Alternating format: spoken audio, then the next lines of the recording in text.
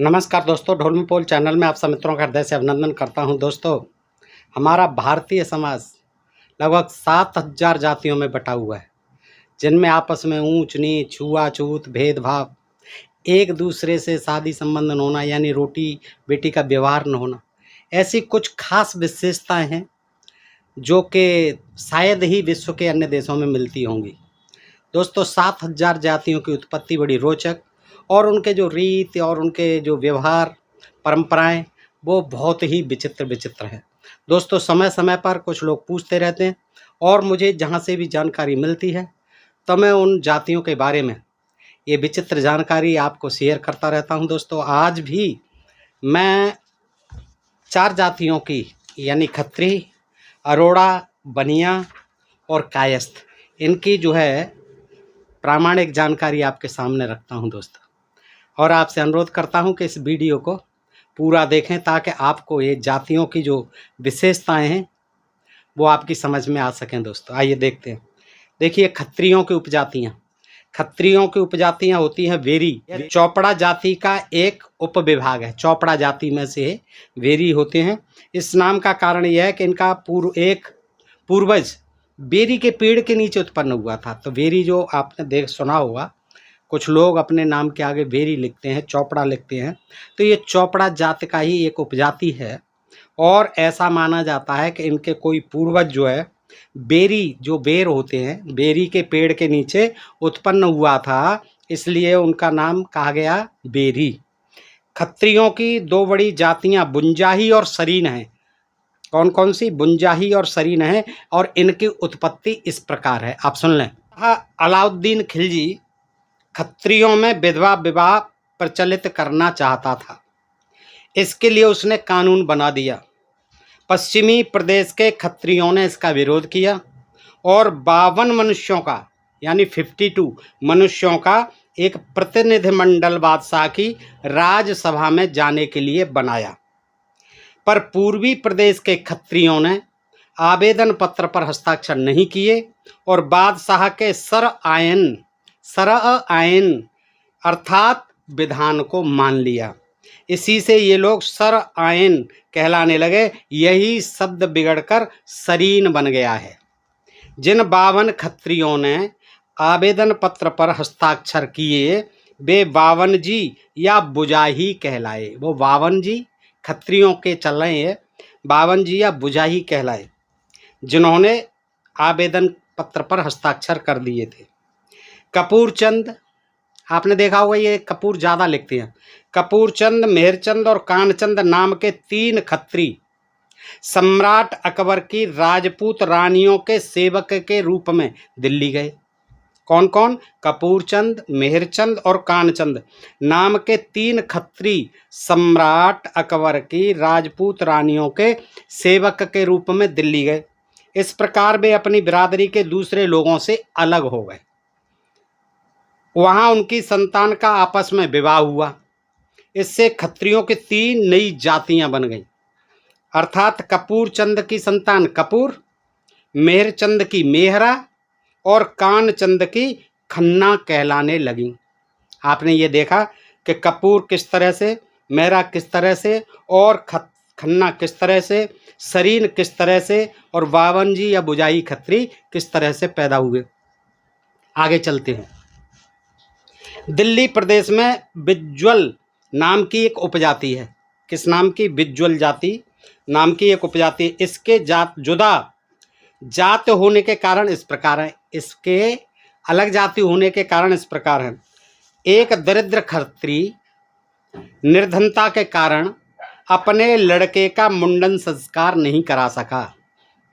लड़के के बाल बहुत बढ़ गए और सिर में फोड़े फुंसियां निकल आईं। इससे लड़का सदा रोता रहता था। एक दिन 2 मुगल मुसलमानों ने उसे बाजार में रोते देखा। उन्हें उस पर दया आ गई। संयोग से एक नाई भी पास से होकर जा रहा था। उन्होंने उसे लड़के के बाल मूंडने को कहा। नाई ने कहा कि बिना संस्कार किए इसके बाल नहीं मूंडेंगे। इस पर उन्होंने नाई को पकड़ लिया, ने उसे जूते से पीटा और दूसरे ने तीर का निशाना उसकी ओर करके उसे डराया किस लड़के का सिर मूडो, नहीं तो मारे डाल जाओगे। उसने डर के मारे सिर मूड़ दिया। लड़के को आराम आ गया, पर जब वह घर पहुंचा तो उसका सिर मुड़ा देख स्त्रियों ने रोना पीटना प्रारंभ कर दिया।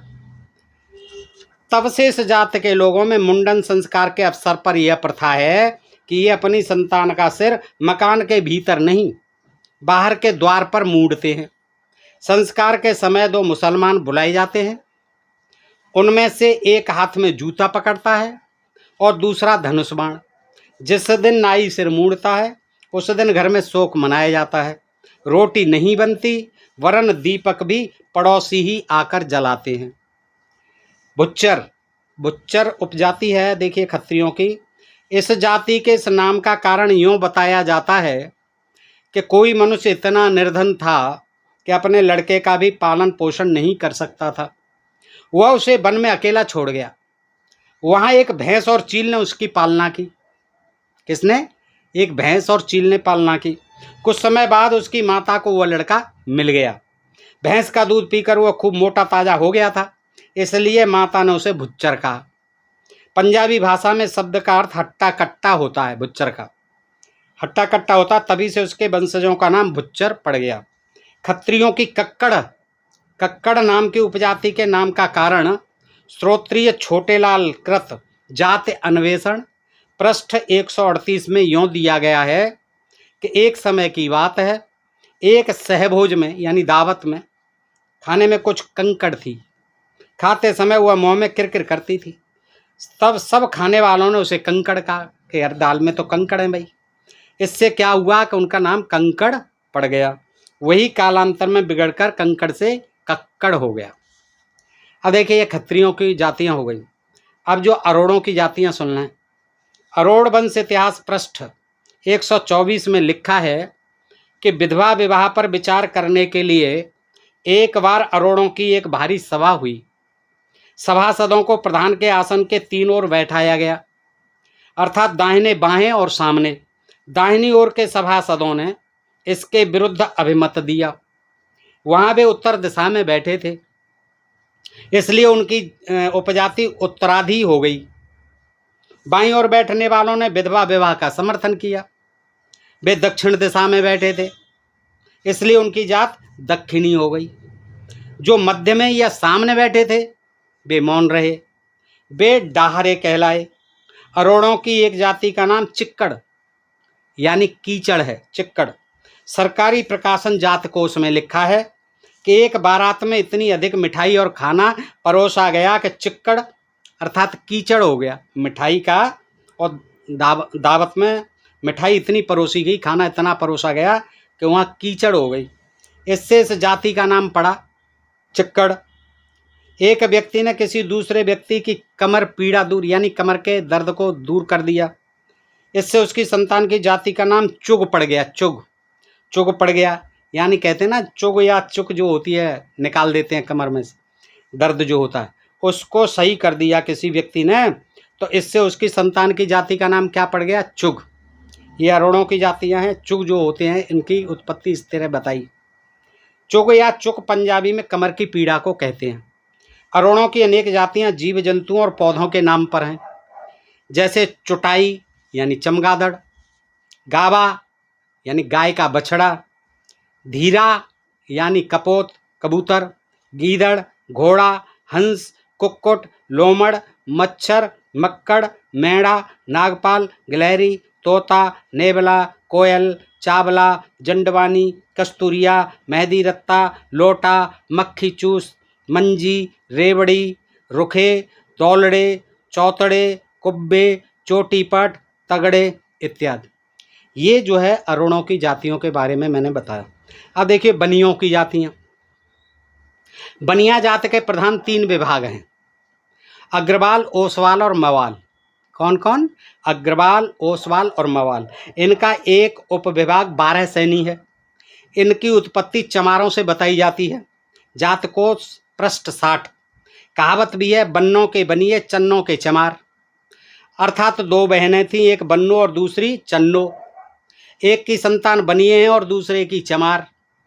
जात भास्कर के लेखक के मतानुसार राजा बल्लभ के प्रतापी पुत्र राजा अग्र की राजधानी दक्षिण प्रदेश के प्रतापनगर में थी। इसी के नाम से इसकी संतान अग्रवाल अर्थात अग्र के बालक कहलाई। इसी के नाम से, किसके नाम से? राजा बल्लभ के प्रतापी पुत्र राजा अग्र की राजधानी दक्षिण प्रदेश के प्रतापनगर में थी। इसी के नाम से इसकी संतान अग्रवाल अर्थात अग्र के बालक कहलाई।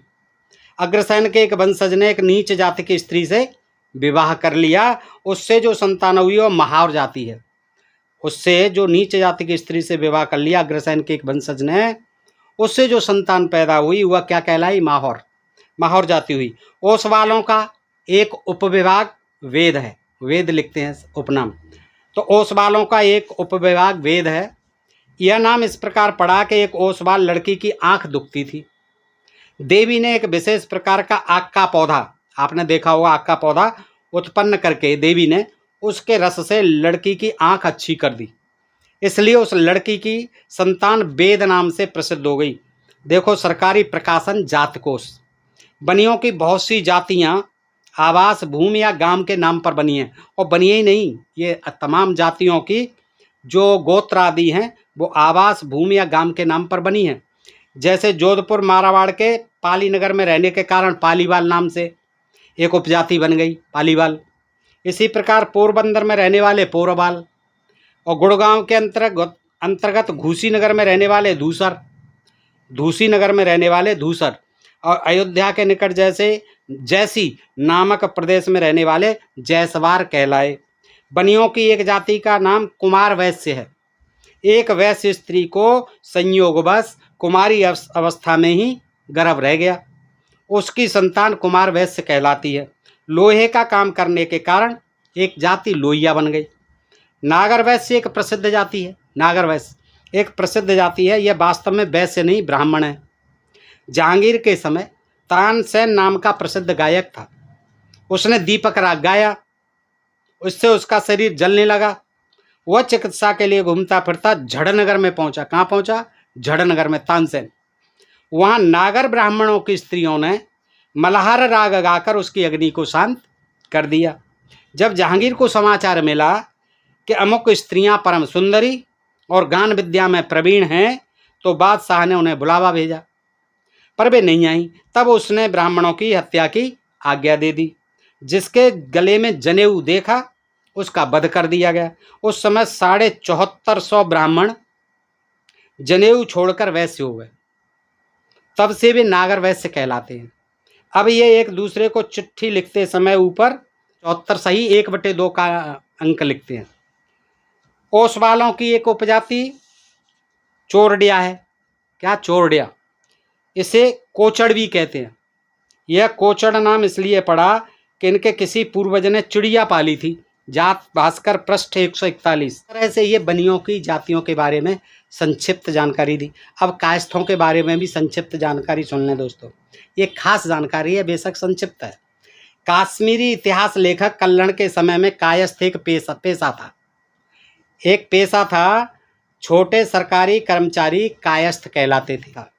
उस पेशे की कोई श्रेणी या शिल्पी संघ न था, परंतु बाद को ये श्रेणी बन गई और इस श्रेणी ने ही कालांतर में जात का रूप धारण कर लिया। सन 1149 तक कायस्थ की जात नहीं बनी थी। कब तक? 1149 तक। इस जाति के सक्सेना और श्रीवास्तव उपविभाग की स्त्रियां आपस में मिलते समय सलाम कहती हैं। कौन? जब सक्सेना और श्रीवास्तव उपजाति की स्त्रियां आपस में मिलती हैं तो क्या कहती हैं? सलाम कहती हैं। इससे मालूम होता है कि इस जाति पर इस्लाम का बहुत प्रभाव पड़ा है। इन लोगों में विद्या का बहुत प्रचार है। ये पुरानी जानकारी है दोस्तों, हो सकता है कि आजकल नहीं करती। तो इन लोगों में विद्या का बहुत प्रचार है। ये देखिए पुरानी है, जब मुगलों के समय की जानकारी है। इन लोगों में विद्या का बहुत प्रचार है, पर वर्ण व्यवस्था की दृष्टि से ये शूद्र समझे जाते हैं। ये पढ़े लिखे ज़्यादा होते हैं, एजुकेशन का यानी शिक्षा का इनमें बहुत प्रचार प्रसार है, पर वर्ण व्यवस्था की दृष्टि से ये शूद्र समझे जाते हैं। जात भास्कर के पृष्ठ 59 पर इस जात के शूद्र होने के बहुत से प्रमाण और हाई कोर्ट के निर्णय दिए हैं। आप देख सकते हैं। सरकारी प्रकाशन जातकोष पृष्ठ 437 में लिखा है, कि ब्रह्मा ने तप किया और उसकी काया से एक पुत्र उत्पन्न हुआ। ये कहाँ लिखा है? सरकारी प्रकाशन जातकोष पृष्ठ 437 पे लिखा है कि ब्रह्मा ने तप किया और ब्रह्मा के शरीर से एक पुत्र उत्पन्न हुआ, यानी उसकी काया से। उस पुत्र का नाम चित्रगुप्त रखा गया। ब्रह्मा ने उसे धर्मपुरी में यमराज के पास भेज दिया कि जाओ धर्म यानी यमराज की आप से सहायता कीजिए, उनका जो बही खाता है उसको देखिए, अकाउंट्स को देखिए जाकर के। इसी चित्रगुप्त की संतान कायस्थ हैं। इसी चित्रगुप्त की संतान अपने आप को कायस्थ बताते हैं।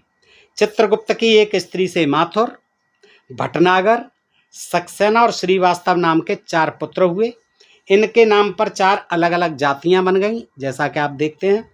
चित्रगुप्त की दूसरी स्त्री से 8 लड़के हुए, निगम, गौड़, वाल्मीकि आदि। इनके नाम पर भी 8 अलग जातियां बन गईं। तो दोस्तों, इस तरह से मैंने आपको ये जानकारी जो इन 4 जातियों के बारे में दी। बताइए आपको ये जानकारी कैसी लगी? अच्छी लगी हो तो मित्रों में भी अधिकाधिक शेयर करें और अपने प्रिय चैनल ढोल में पोल को सब्सक्राइब करते रहें दोस्तों, ताकि हम आपके लिए ऐसे जानकारी भरे वीडियो निरंतर लाते रहें। दोस्तों, लाइक और कमेंट करके भी बताएं कि ये वीडियो, ये जानकारी आपको कैसी लगी। फिर मिलते हैं ऐसी किसी जानकारी के साथ अगले वीडियो में। तब तक आप सब मित्रों का हृदय से आभार, नमस्कार, जय हिंद, जय भारत दोस्तों।